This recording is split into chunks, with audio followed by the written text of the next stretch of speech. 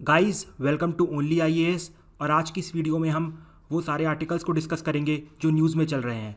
और ये इनिशिएटिव हमारी उड़ान प्लस पॉलिटी सीरीज़ का है। Guys on 4th of April at 10 AM we are going to launch our Pragyan 2 test, जो कि एक प्रीलिम्स का फुल लेंथ टेस्ट होने वाला है। उसमें आपको प्रीलिम्स के सारे सब्जेक्ट्स और करंट अफेयर्स की कवरेज मिलेगी। इसके साथ ही साथ इस टेस्ट को देने के बाद आप अपनी ऑल इंडिया रैंक को जान पाएंगे और बाकी बच्चों से अपने आप को कंपेयर कर पाएंगे। इसके बाद आप टॉपिक वाइज सारे क्वेश्चंस को एनालाइज कर पाएंगे और अंत में रिवीजन के लिए आप पीडीएफ को प्रिंट भी कर पाएंगे। ये टेस्ट हिंदी में भी उपलब्ध है और इस टेस्ट को हमने फ्री रखा है आप सभी के लिए। Article 80 clause 1 sub clause A. देखिए कॉन्टेक्स्ट तो आप सभी जानते हैं। रिसेंट में हमारे प्रेसिडेंट साहब ने फॉर्मर सीजीआई रंजन गोगोई को राज्यसभा का मेंबर नॉमिनेट किया है।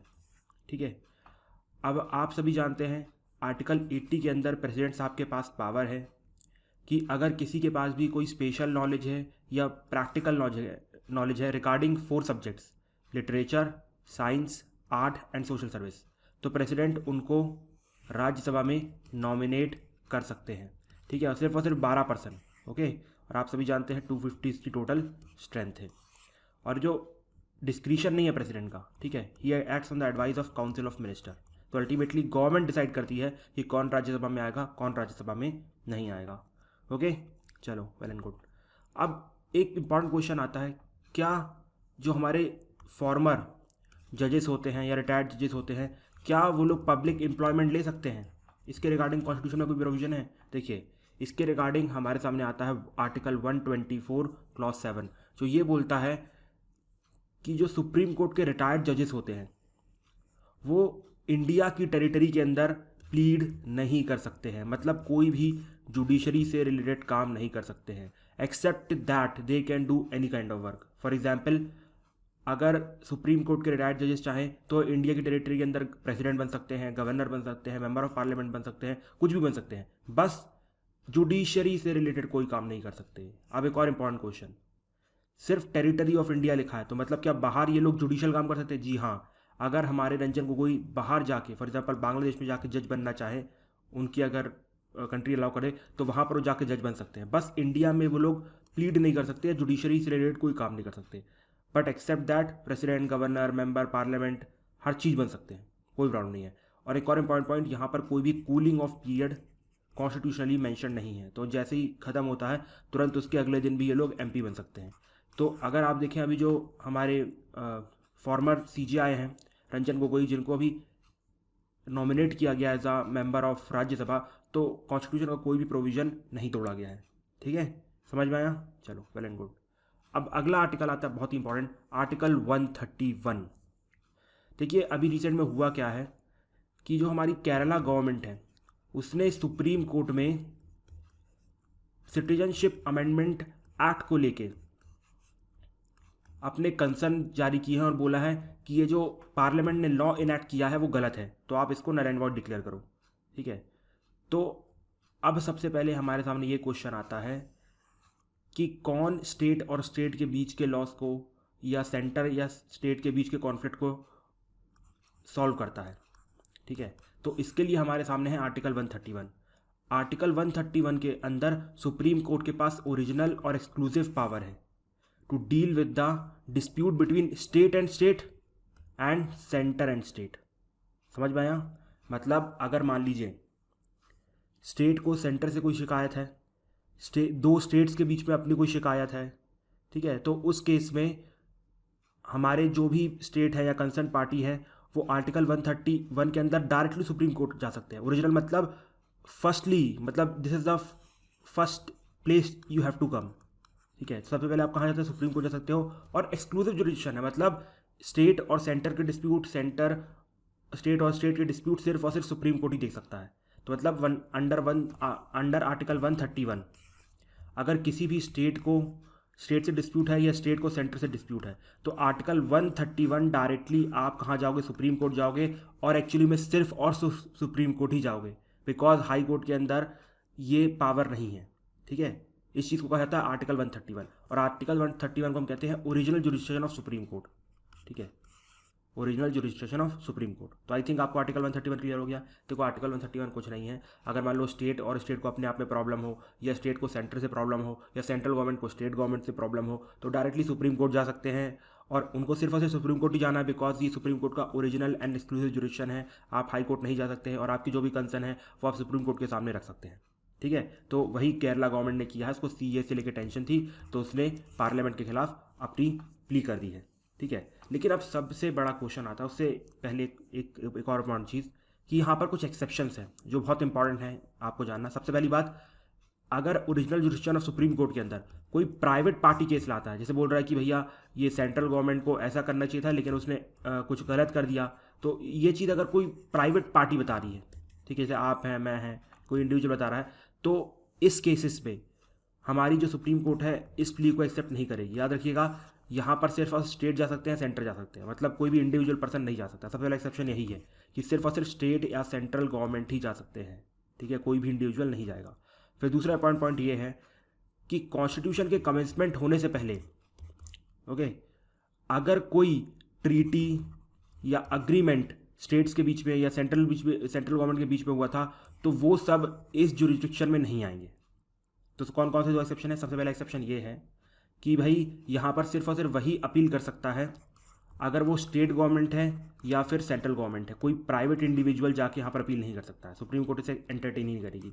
दूसरी बात यह है कि अगर कॉन्स्टिट्यूशन के कमेंसमेंट से पहले कोई अग्रीमेंट या फिर आप कह सकते हैं ट्रीटी साइन हुई थी स्टेट्स के बीच में या स्टेट्स या सेंट्रल गवर्नमेंट के बीच में, तो उन सब के ऊपर आर्टिकल 131 को लेके सुप्रीम कोर्ट का जुरिस्डिक्शन नहीं रहेगा। एग्जाम्पल के तौर पर princely states and central government of India. समझ में आया एग्जाम्पल? चलो, वेल एंड गुड। अब मेरा क्वेश्चन ये था कि भाई अगर आपने आर्टिकल 256 पढ़ा हो, इसमें तो ये लिखा हुआ है कि ये सारी स्टेट गवर्नमेंट्स की जिम्मेदारी बनती है कि पार्लियामेंट के सारे लॉ को अच्छे से इंप्लीमेंट करें। उसी प्रकार से अगर आप देखो तो जो हमारा आर्टिकल 257 क्लॉज 1 है वो ये बोलता है कि भाई हर स्टेट गवर्नमेंट को अपनी पावर कुछ इस तरीके से एक्सरसाइज करना है जिससे सेंट्रल गवर्नमेंट को अपनी एग्जीक्यूटिव पावर एक्सरसाइज करने में बिल्कुल भी तकलीफ ना आए। और अगर किसी भी स्टेट गवर्नमेंट ने 256 और 257 को ब्रेक किया तो it will be considered as break down of constitutional machinery और आपके स्टेट में प्रेसिडेंट रूल को लगा दिया जाएगा। ठीक है, लेकिन आपने यहाँ पर देखा एक चीज़ क्या हुआ, आर्टिकल 131 के अंदर केरला गवर्नमेंट ने भाई पार्लियामेंट के लॉ को ही चैलेंज कर दिया। आप ऐसा कैसे कर सकते हो भैया? आपको तो अंडर आर्टिकल 256 ये ऑब्लिगेशन रखी गई कि आपको पार्लियामेंट के सारे लॉज को इंप्लीमेंट करना है। तो अब बताओ, अगर नहीं करोगे तो क्या आपके पर कॉन्स्टिट्यूशनल इमरजेंसी लगा दें? ठीक है, तो बस यही एक क्वेश्चन आ रहा है। तो अब इसके रिगार्डिंग अगर आप देखेंगे तो दो कॉन्फ्लिक्टिंग केसेस हैं। सबसे पहला केस है state of Madhya Pradesh versus union of India case. इस केस में सुप्रीम कोर्ट ने कहा था कि states can not challenge a central law और पार्लियामेंट्री लॉ। तो इसके अकॉर्डिंगली तो भाई जो केरला गवर्नमेंट है उसका केस ही एक्सेप्ट नहीं होना चाहिए था। लेकिन एक और जजमेंट है, that judgment is state of Jharkhand versus state of Bihar. इस केस में सुप्रीम कोर्ट ने बोला था कि नहीं, अगर लोगों को मतलब जो स्टेट्स को पार्लियामेंट्री लॉ से तकलीफ है तो ये लोग हमारे सामने 131 के अंदर अपनी अपील दायर कर सकते हैं। तो ये दोनों कॉन्फ्लिक्टिंग केसेस हैं। इसी को ध्यान में रखते हुए केरला गवर्नमेंट ने भी अपनी अपील आर्टिकल 131 के अंदर दायर की है। तो अब क्या किया जाए? देखिए, इस पूरे मुद्दे को सुलझाने के लिए सुप्रीम कोर्ट ने ऑलरेडी एक लार्ज बेंच बना दी है। अब जो भी इसका डिसीजन आएगा वो फॉलो करेंगे। अगर इसने बोल दिया कि हाँ भाई अब अलाउड है, फिर इस केस के ऊपर सुनवाई होगी। अगर मान लीजिए अलाउड नहीं है तो केस के ऊपर सुनवाई नहीं होगी। As simple as that. ठीक है, तो ये इंपॉर्टेंट आर्टिकल हो गया आर्टिकल 131। 5 अप्रैल 2021 से हमारा प्रारंभ बैच चालू होने वाला है, जिसके अंदर आपको यूपीएससी में 3 लेवल पे प्रिपरेशन करवाई जाएगी। सबसे पहला लेवल होगा बेसिक लेवल, जहां पर आपको एनसीईआरटी के लेक्चर्स मिलेंगे, साथ ही साथ एनसीईआरटी की आंसर राइटिंग करवाई जाएगी और उसके साथ एनसीईआरटी की टेस्ट सीरीज अवेलेबल रहेगी एमसीक्यू वाली। ठीक है, इसके बाद आपको यहाँ पर एक कोर लेवल पे ट्रेनिंग करवाई जाएगी। कोर लेवल में आपको यहाँ पर मिलेंगे 500+ आवर्स ऑफ प्रीलिम्स के लेक्चर। इसके साथ ही साथ उसके कुछ टेस्ट एंड सीसेट की क्लासेस हर संडे को अवेलेबल रहेगी आपके लिए। और उसके अंत में हम करवाएंगे आपके लिए एडवांस लेवल की प्रैक्टिस। एडवांस लेवल में आपको 500+ आवर्स के मिलेंगे मेंस लेक्चर और उसके फुल लेंथ टेस्ट और साथ ही साथ a lot of answer writing and guidance from our side. और ये कोर्स सिर्फ और सिर्फ मेंस और प्रीलिम्स के लिए अवेलेबल नहीं है, इसमें आपको इंटरव्यू की प्रिपरेशन भी करवाई जाएगी, आपके डेफ को अच्छे से एनालाइज करवाया जाएगा और ये सारे कोर्सेज हिंदी माध्यम में भी उपलब्ध हैं। इसके बाद अगला आर्टिकल हमारे सामने आता है article 164 clause 1 sub clause A. ठीक है, अब देखिए ये जो है 91st कॉन्स्टिट्यूशनल अमेंडमेंट एक्ट 2003 के ऐड किया गया था। ये आर्टिकल ये कहता है कि भैया जो आपकी काउंसिल ऑफ मिनिस्टर की साइज़ है ना, वो लेजिस्लेटिव असेंबली का सिर्फ और सिर्फ 15% हो सकता है, उससे ऊपर नहीं। लेकिन इसका एक एक्सेप्शन है, दैट इज़ दिल्ली। ठीक है, दिल्ली इज़ वैसे भी यूटी तो अपने अलग एक्ट से चलता है, बट फिर भी दिल्ली में क्या प्रोविज़न है, दिल्ली में ये प्रोविज़न है वहाँ की जो लेजिस्लेटिव असेंबली है उसका सिर्फ और सिर्फ 10% हो सकती है वहाँ की काउंसिल ऑफ मिनिस्टर। जैसे एग्जाम्पल कितने मेंबर हैं वहाँ पर 70, और उनके कितने मिनिस्टर हो सकते हैं, सिर्फ और सिर्फ 7 इंक्लूडिंग केजरीवाल साहब, मतलब चीफ मिनिस्टर ऑफ दिल्ली। इसके बाद अगला आर्टिकल हमारे सामने आता है आर्टिकल 292 एंड आर्टिकल 293। देखिए ये दोनों आर्टिकल डील करते हैं किससे, borrowing power of the states and central government. तो दोनों आर्टिकल को हम अच्छे समझने वाले हैं। देखिए सबसे पहली बात तो सेंट्रल गवर्नमेंट इंडिया के अंदर और इंडिया के बाहर दोनों तरफ बोरो कर सकती है। ठीक है, और अगर पार्लियामेंट चाहे तो उसके ऊपर अपना कोई कानून लगा के इस चीज़ के ऊपर रोक लगा सकती है। और सेंट्रल गवर्नमेंट ऑफ इंडिया बोरो करती है कॉन्सोलिडेटेड फंड ऑफ इंडिया की सिक्योरिटी के ऊपर, लेकिन अभी तक हमारी पार्लियामेंट ने ऐसा कोई भी कानून नहीं बनाया है। उसी प्रकार से जो स्टेट गवर्नमेंट है वो सिर्फ और सिर्फ इंडिया के अंदर से बोरो कर सकता है, आउटसाइड से बोरो नहीं कर सकता है। ठीक है, सबसे इंपॉर्टेंट पॉइंट। और यहाँ पर वो लोग कॉन्सोलिडेटेड फंड ऑफ स्टेट की सिक्योरिटी ले सकते हैं, और सेम प्रोविजन कि अगर स्टेट लेजिस्लेचर चाहे तो इसके ऊपर रोक लगाने के लिए कोई कानून बना सकता है। तो ये दो इंपॉर्टेंट पॉइंट हो गई। देखिए अब एक और सबसे थर्ड इंपॉर्टेंट पॉइंट कि अगर मान लीजिए जो हमारा स्टेट गवर्नमेंट है वो बाहर से बोरो करना चाहे तो उसके लिए हमारी सेंट्रल गवर्नमेंट अपनी कॉन्सोलिडेटेड फंड ऑफ इंडिया की सिक्योरिटी दे सकती है। और दूसरी बात, वो खुद सेंट्रल गवर्नमेंट अपनी तरफ से स्टेट गवर्नमेंट को लोन दे सकती है। ठीक है, तो इंपॉर्टेंट तीसरा प्रोविजन कौन सा हो गया कि सबसे पहली बात तो सेंट्रल गवर्नमेंट स्टेट गवर्नमेंट को लोन दे सकती है, और दूसरा इंपॉर्टेंट प्रोविजन हो गया कि भाई अगर ये लोग कहीं और से बोरो करना चाहें, मतलब सेंट्रल गवर्नमेंट से नहीं कहीं और से बोरो करना चाहे तो सेंट्रल गवर्नमेंट अपनी तरफ से इनको सिक्योरिटी प्रोवाइड कर सकती है कि भैया इनको आप पैसा दे दो, तो अगर आपका पैसा लुट जाता है तो उस टाइम पे हम बैठे हैं आपका पैसा वापस करने के लिए। ठीक है, अब सबसे इंपॉर्टेंट प्रोविजन, अगर मान लीजिए किसी भी स्टेट गवर्नमेंट ने सेंट्रल गवर्नमेंट से लोन लिया और वो लोग अभी तक उसे क्लियर नहीं कर पाए हैं, चुका नहीं पाए हैं, उस केस में अगर स्टेट गवर्नमेंट को और लोन बोरो करना है मार्केट से चाहे कहीं से भी, उसको सेंट्रल गवर्नमेंट की परमिशन लेनी पड़ेगी। बस यही मुद्दा है। ठीक है, तो ये 4 इंपॉर्टेंट पॉइंट्स को ध्यान रखिएगा। आई होप आपको ये चारों पॉइंट्स क्लियर हो गए। ठीक है, सबसे पहली बात सेंट्रल गवर्नमेंट की बोरो करने की पावर, दूसरे पॉइंट में हमने स्टेट गवर्नमेंट की बोरो करने की पावर, पॉइंट 3 हमने डिस्कस किया कि जो सेंट्रल गवर्नमेंट है वो अपनी सिक्योरिटी दे सकता है कि भैया आपका पैसा नहीं लौटेगा, और अगर सेंट्रल गवर्नमेंट चाहे तो खुद भी लोन हो सकता है। और सबसे इंपॉर्टेंट पॉइंट, अगर मान लो कि सेंट्रल गवर्नमेंट का कुछ ड्यू बाकी है स्टेट गवर्नमेंट के ऊपर, तो वो लोग बिना सेंट्रल गवर्नमेंट की परमिशन के आगे का लोन नहीं ले सकते हैं। ठीक है, तो ये इंपॉर्टेंट पॉइंट्स है। इसके बाद अगला आर्टिकल आता है article 363 clause, not clause actually article 363A। इसे actually 26th constitutional amendment act से डाला गया था हमारे कॉन्स्टिट्यूशन में।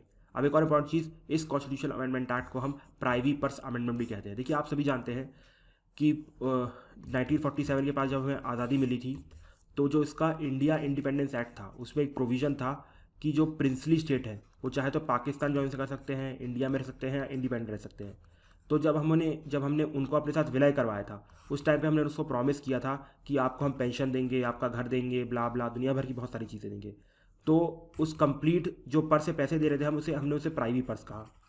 ठीक है, अब इंदिरा गांधी जी ने 26th अमेंडमेंट एक्ट को लाके क्या किया, इस प्राइवी पर्स को रिमूव कर दिया।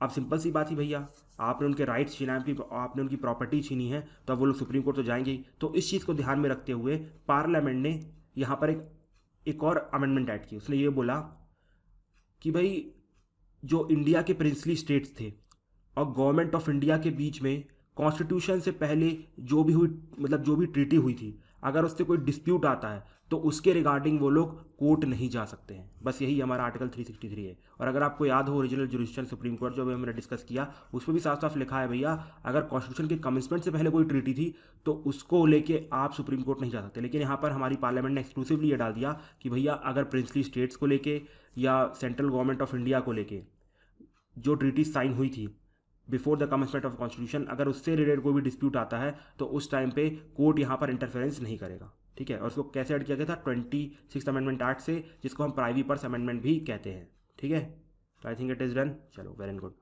अगला आर्टिकल आता है article 371 and article 371A clause 1 sub clause B। ठीक है, तो आर्टिकल 371 क्या बोलता है? ये बोलता है कि अगर भाई जो नागाज हैं उनके सोशल प्रैक्टिसेस को लेके, रिलीजियस प्रैक्टिसेस को लेके, कस्टमरी लॉज को लेके, लॉ एंड प्रोसीजर को लेके, transfer of land and resources को लेके पार्लियामेंट तब तक लॉ नहीं बनाएगी जब तक वहाँ की स्टेट असेंबली पार्लियामेंट को ऑथराइज नहीं करती है। ठीक है, तो ये हो गया हमारा 371A। उसी प्रकार से article 371 clause 1 sub clause B ये बोलता है कि यहाँ पर हमारे जो नागालैंड है उसके गवर्नर के पास स्पेशल रिस्पॉन्सिबिलिटी है to protect the law and order. अगर मान लीजिए लॉ एंड ऑर्डर डिटोरिएट करता है तो उस टाइम पे जो काउंसिल ऑफ मिनिस्टर है उनको बल्कि हमारे गवर्नर साहब की एड एंड एडवाइस पे काम करना पड़ता है। मतलब जो कंप्लीट स्ट्रक्चर रहता है कि हाँ गवर्नर है या COM है ये एडवाइस कर रहे हैं, ये पलट जाता है अगर लॉ एंड ऑर्डर सिचुएशन ख़राब होती है तो। ठीक है, और बहुत सारी डिस्क्रिशनरी पावर रहती है गवर्नर के पास अंडर दिस आर्टिकल। इसके बाद हमारे सामने लास्ट सेक्शन आता है, that is section 69A of the IT act 2000। देखिए आप सभी जानते हैं अभी रिसेंट में गवर्नमेंट ऑफ इंडिया ने क्या किया है, चाइना के बहुत सारे ऐप्स को बैन किया है। तो ये कौन से सेक्शन के अंदर यूज़ किया है? देखिए गवर्नमेंट ने यहाँ पर सेक्शन 69A को यूज़ किया है ऑफ IT एक्ट 2000। इसके अंदर गवर्नमेंट के पास परमिशन है, अगर कोई भी वेबसाइट गवर्नमेंट के डिफेंस को या उसकी सॉवरेनिटी को, इंटीग्रिटी को, friendly relation with foreign Nations को या पब्लिक ऑर्डर को किसी भी तरीके से इम्पैक्ट करता है तो उस टाइम पे इन सारी वेबसाइट्स को गवर्नमेंट क्या कर सकती है, बैन कर सकती है by following a due process. ठीक है, तो पता नहीं कौन सी ड्यू प्रोसेस फॉलो की है, but now these apps have been banned. Guys UPSC and state PSC material के लिए आप हमारे Telegram channel only IAS nothing else को ज्वाइन कर सकते हैं। यहाँ पर आपको हमारे सारे यूट्यूब लेक्चर्स की PDF मिलेगी और साथ ही साथ इस लेक्चर की PDF भी आपको हमारे टेलीग्राम चैनल में अवेलेबल हो जाएगी। Guys on 4th April at 10 AM we are going to launch our Pragyan 2 test, जो कि एक प्रीलिम्स का फुल लेंथ टेस्ट होने वाला है। उसमें आपको प्रीलिम्स के सारे सब्जेक्ट्स और करंट अफेयर्स की कवरेज मिलेगी। इसके साथ ही साथ इस टेस्ट को देने के बाद आप अपनी ऑल इंडिया रैंक को जान पाएंगे और बाकी बच्चों से अपने आप को कंपेयर कर पाएंगे। इसके बाद आप टॉपिक वाइज सारे क्वेश्चंस को एनालाइज कर पाएंगे और अंत में रिवीजन के लिए आप PDF को प्रिंट भी कर पाएंगे। ये टेस्ट हिंदी में भी उपलब्ध है और इस टेस्ट को हमने फ्री रखा है आप सभी के लिए।